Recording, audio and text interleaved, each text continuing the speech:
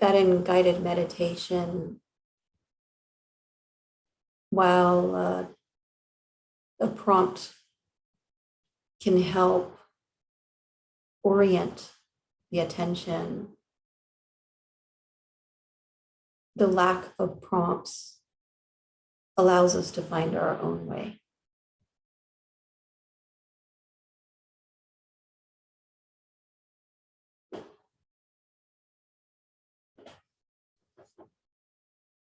And so as you advance in this practice, the idea is for us to start stepping away from guidance.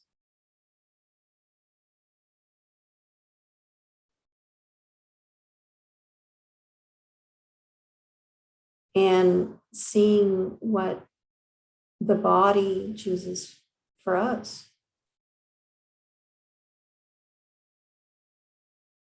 And starting to rely on our own wisdom of what's needed in that moment.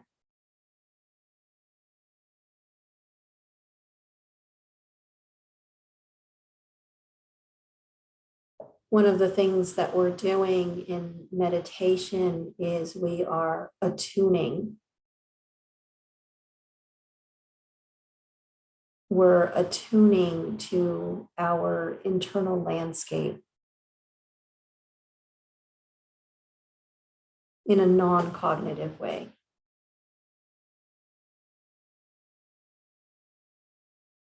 We're attuning through experiencing the sensations and the emotions and the thoughts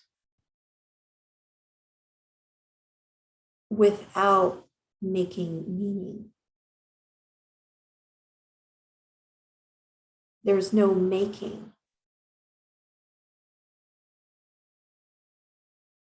When we're just in this openness of listening, insights arise, not figuring out.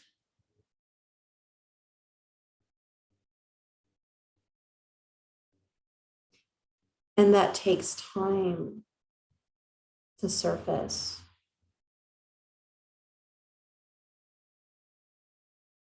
But it will surface when we are engaged with all of ourselves.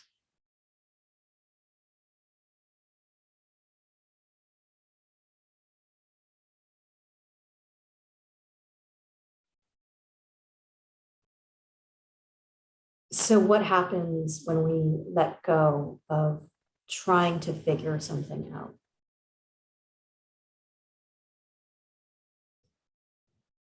When we're actively excavating, trying to understand what's happening, which is natural. We want to, so that we can feel safe. Oftentimes, we're using the faculty that we're habituated and trained in using, which in this culture is cognition. And so we're not with the actual experience. We're actually in a projected model of what that experience is. And we're looking at the different pieces of that model, and we're trying to reconfigure the connections so that it's a coherent picture of what's happening. But the thing is that that model is created not by the totality of all of the information that's available. It's created by a very narrow range of perception. And we're projecting that on, and we're trying to make associations with past memories or experiences to try to make it fit in something that seems logical and coherent, that will give us relief of not knowing what's actually happening. So there's a lot of energy expended in that. And because it doesn't give the clarity or the satisfaction of an answer that feels like it actually resonates and settles, it's an endless process of trying to reconfigure the pieces to come up with a new model that sounds more convincing. So we're engaging with only part of what is available in our awareness. And the whole perception and the way or the attitude in how we're doing it is coming from a place of anxiety or of not wanting, of strategizing.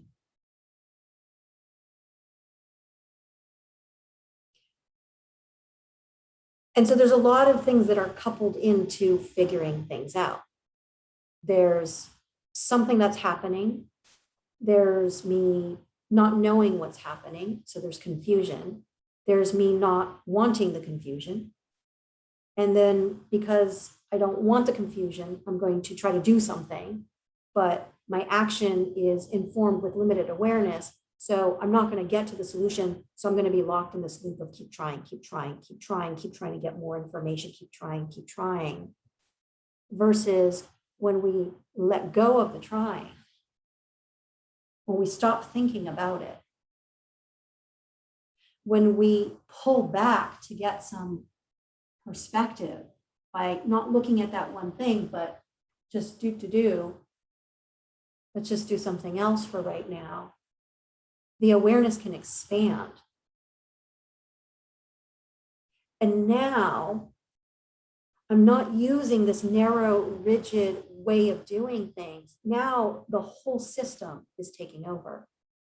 So it's not my egoic mind that's trying to figure it out, that's freaked out because it can't figure it out, or that's exhausted because it keeps trying and it's not going anywhere. Now I have the support of the whole system.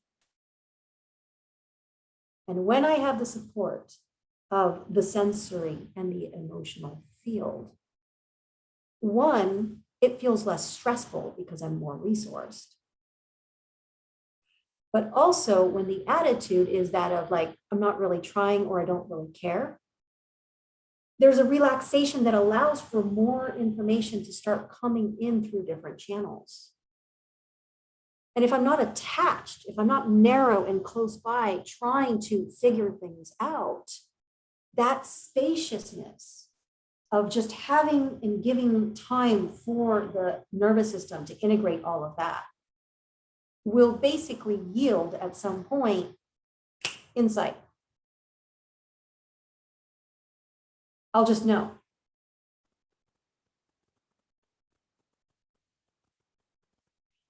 But the capacity to have that broadness of attention requires a certain relaxation. And when we're in the figuring things out, we're very narrow and we're very contracted and we're mostly shut down from our body. You might notice this, that when we're in figuring out mode, we cannot feel our body. We're operating at a very limited awareness. And so how do we let go of figuring it out is a couple of ways. One, we notice the pain involved in engaging in figuring it out and the disappointment that comes along with it because it just doesn't work and the exhaustion of it. We actually have to go through several rounds of this strategy to realize, to be beyond a doubt that it doesn't work. And I'm talking about it not from just a cognitive level, because we all probably cognitively know at this point that it doesn't work, but from a physically and emotionally standpoint of exhaustion, frustration, fatigue, hopelessness. And then what happens is we don't try to let go, it just lets go. And then all of a sudden, something else is available. And if we are conscious, we will notice that there's another alternative. And then the interest goes there. because there's just this other state. There's this other way of arriving at what it is that I'm seeking, which is clarity, which is certainty, which is confidence.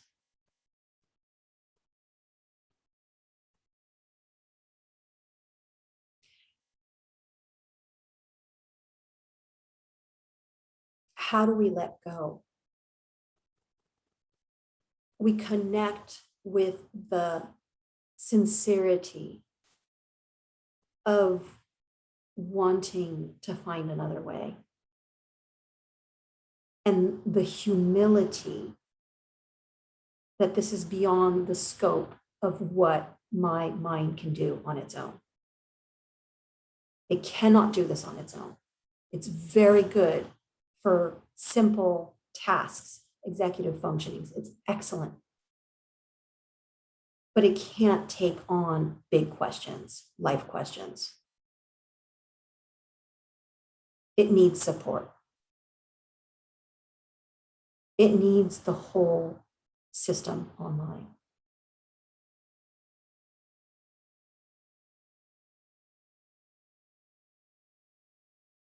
So a couple of things.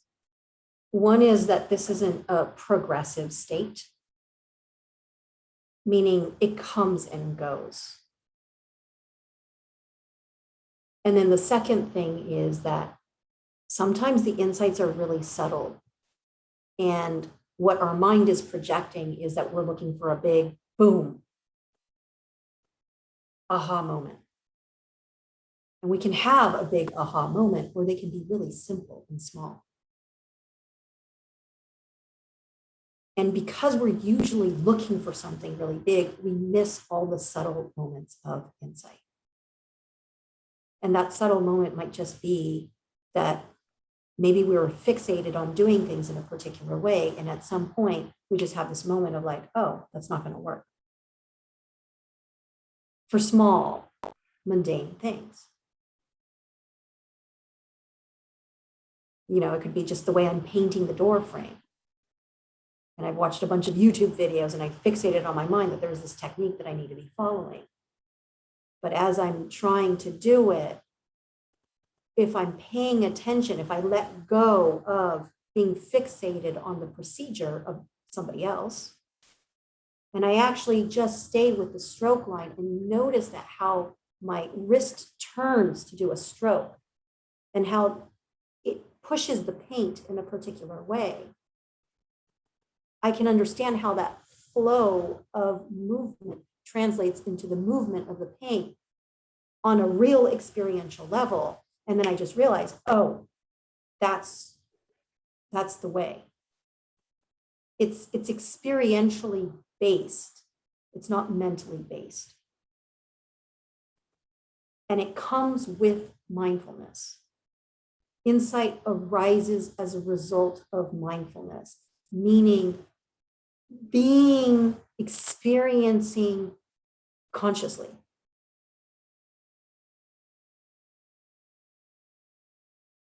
We have this in particular when we engage in physical things. You know, you can translate this into dance moves, for example. You're taught a particular dance move and you're moving, and that works for particular people's body or whatever. And at some point, by doing it enough, it's like we find our own way. Or whether that be sports, or could even be teaching. We might use other people's worksheets, we might use other people's curriculum, but it's not until we try it on and we engage fully with it that we attune to what actually works for us, given our configuration. And we attune by noticing the impact. It's by trying and seeing the impact. And then small self-correction, see the impact. It's not a cognitive thing that we're doing. Do you see the difference? Than trying to figure it out. We need to move out of trying to understand into the lab of experimentation. Well, we're trained to follow. We're trained to do as we're told.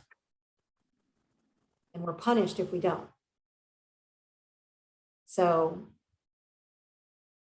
going into experimentation is a risk. For most of us, we don't even think about that possibility because we already assume that we don't know, and the way we're going to know is by some outside source of information versus a discovery process. And what mindfulness or meditation is inviting is for you to discover your way. And that's where the sense of self-empowerment comes back, because I start to understand deeply that the resources are actually from within and that they're all there, not outside of me that I have to like somehow go through all of these things to get to so that I can try it in within and then, you know, it come out exactly how I have this idea that it should. Deep understanding comes from experiencing it ourselves. There is no bypassing that. We can go to mindfulness classes, read books, and they're great. They give a reference point and there's support because we don't feel like we're doing this alone. But it's still somebody else's experience. Just like what I'm telling you right now is my experience. You can't bypass the fact that you still have a responsibility to figure it out for yourself. And we go to these different things, we read different books, we go to different lectures, also because sometimes something is put in front of us that our body recognizes and resonates with. It's like that. I didn't have the clarity, I wasn't able to articulate it, but that person did. Or I haven't experienced it yet completely, but that sounds like something that I go through. And so it serves as a motivator to encourage our curiosity and our interest. And it serves as a support to know that the things that I'm experiencing, I'm not experiencing alone. That's why we come to these classes. But the journey itself is yours. And it is a solitary journey. And there's no formula for it. We can come up with oversimplification. But we just keep trying different things until something feels like it fits. And as we go through that process of trying different things, we start to notice and become faster at seeing what fits or what doesn't fit, until at some point it's just second nature. And that's how we're living. We're making decisions, quick choices, not necessarily just using the cognitive functions, but it just comes to us. We don't stop and deliberate. We just know. But the knowing comes from exposure. Part of meditation is just exposing yourself over and over and over to what's actually happening. And we remove the distractions, remove the usual things that you have to do, remove any responsibility in that moment, and we just sit here. Let's just see what happens. We don't do that much in our day-to-day lives. So then we are like, whoa, there's all this stuff that's happening. It's all this stuff that's always been happening, but I don't see it because I'm busy paying attention to something else. And we start to become familiar with it. And it's a process. And I start becoming familiar with like, oh, there's all these thoughts, and these thoughts lead to different sensations, or they lead to different emotions. And that widens my palette and refinement of being able to discern all of these different textures and different colors of sensations and emotions that yield different types of states. And so I'm building up my capacity when I get out of meditation and I interface with the world, because this is becoming primed to perceive beyond just using the mind, but to perceive all of our faculties. And it becomes effortless because it's something that we acquire during meditation.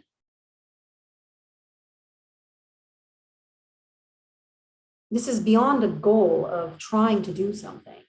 This is just exposure. That's all we're doing. We're just asking that you stay. And if you decide to not stay, then at least notice what happens as a result of not staying. Until at some point, it doesn't matter if you're meditating or you're not meditating, you're just always in that state of noticing what's happening and experiencing it. And hopefully becoming playful about it. Like, what if I try this? What happens then? Oh, didn't know that. That was a possibility. Cool. Let's do more of that. I kind of like the result of that. You know, it's make it so serious because we're trying again to become something, to let go of something we don't want, to understand. It's like, no, we're just playing because this knows.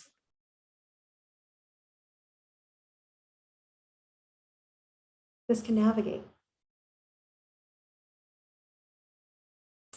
And then we go into the relative world, the world of the system, social systems, family systems, interpersonal relationships. And we merge with the reality of the collective, which is very different than our internal reality. And we become confused and maybe a little overwhelmed with everything that's coming at us. And we forget. And we go back to trying to figure things out and back into that narrowness. And sometimes there's a moment of grace where you wake up. You're like, oh, right, that's all a projection that's happening out there. And for a second, I kind of like believed it. Then I come back here. And so meditation can start becoming a refuge then of like, let me come back inside and let me just kind of steep into what's real for me, not what's being projected onto me. And let me just kind of regain access to myself. Let me restore my capacity so that when I go out, I can hold some of my ground. I can bring that with me. Because it's really confusing out there. Because everybody's trying to figure it out and everybody thinks they know. And some of them are really convincing. And some of them want to let us know that we don't know, but they know. And then, you know, it gets confusing again. So a part of the meditation is also coming inwards to just rest, to be able to recharge, to be able to taste back again the state that is available for us. It's a reaffirmation that there is a resource, there is a channel, there is access. It's a remembering. And oftentimes we bring the relative into our meditation space. It's hard to not to. And so the system is discharging, it's getting pulled from one side to another with different ideas and thoughts and memories and things like that. And at some point it rests. We wait long enough, it settles. And if we just stay in the settling and just let it be, now I understand. Now I see. Not because I tried, I just waited.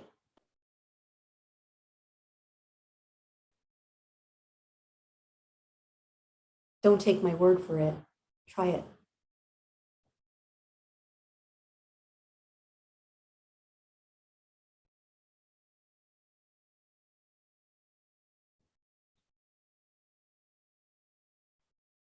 I want to share something really brief with you guys, which was just mind-blowing that I witnessed today.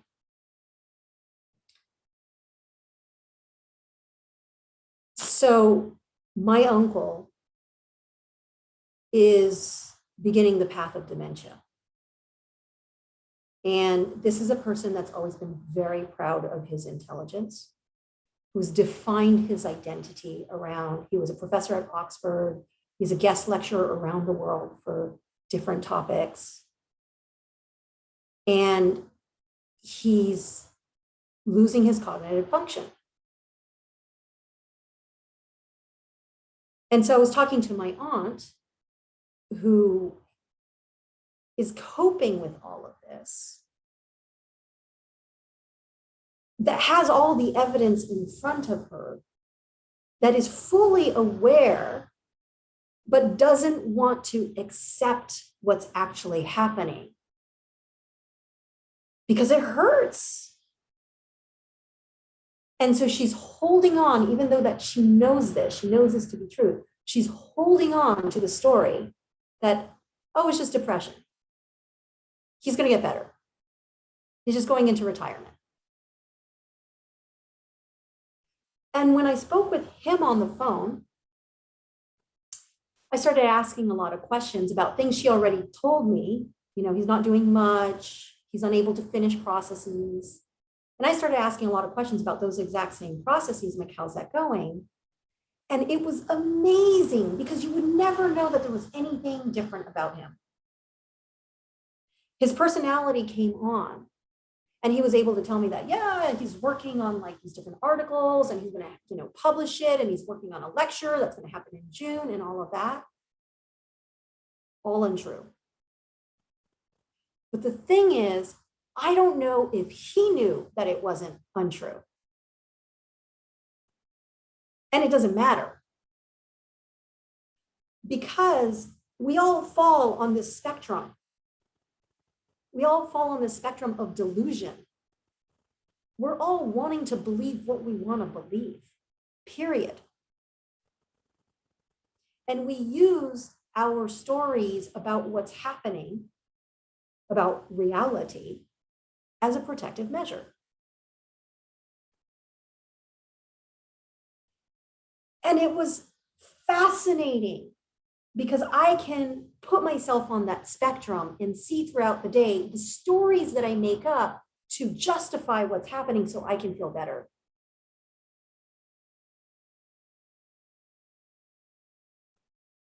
So I'm saying all of this because if we think that meditating or mindfulness is going to allow us to arrive at this permanent state of awakening, that's bullshit. That with the more awareness we start to have, the more we realize how we're still in delusion.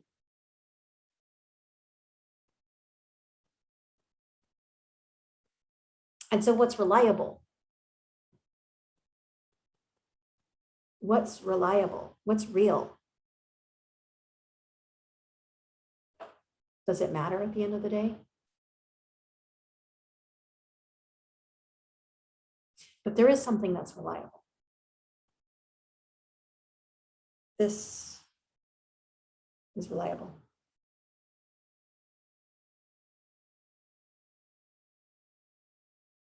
And part of this journey is to re-access the totality of what is available for you. That's where safety is going to come from, is having that access.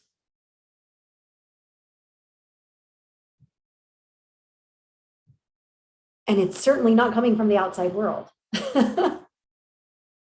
Because when I see my aunt, my uncle, you know, and I put everybody out there, we're all using the same strategy to get by, of creating stories moment by moment to protect ourselves against feeling the fear of uncertainty.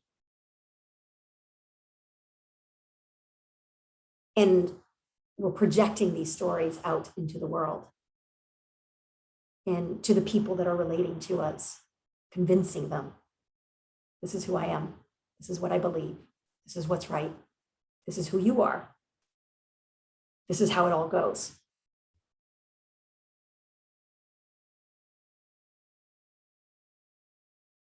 And so it's not surprising that we're confused.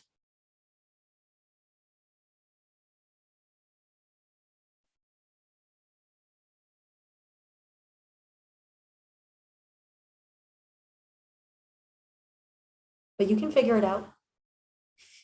You can figure it out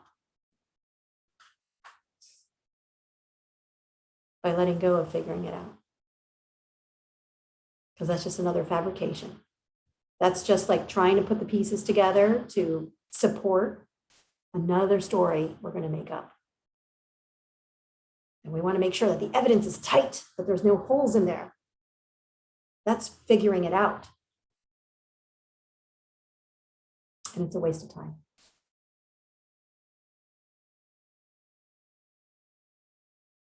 And I want to make sure that I'm not saying that we shouldn't care, that we shouldn't want to attend to the yearning of understanding what's happening around us.